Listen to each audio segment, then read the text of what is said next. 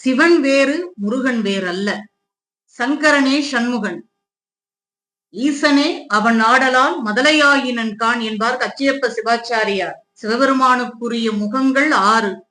அதில் வெளிப்பட தோன்றுவது 5 முகங்கள். ஈசானம், தத்புருடம், அகோரம், வாமதேவம், சத்யோஜாதம். 6வது முகம் என்பது பரமஞானியர் உள்முகமாக சிந்திக்கும், உள்நோக்குக்கு மட்டுமே புலப்படும் தொன்மையான திருமுகமாகிய அதோ முகம்.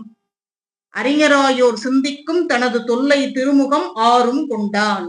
இறைவன் உயிர்கள் மீது கொண்ட கருணையின் காரணமாக தேவர்களினுடைய வேண்டுகோளுக்கு இறங்கி ஆன்மாக்களை ஆற்றுப்படுத்த தனது நெற்றிக்கண்ணில் இருந்து 6 முகங்களையும் 6 சுடர்களாக தோற்றுவித்து 6 முகனாகி நின்றான்.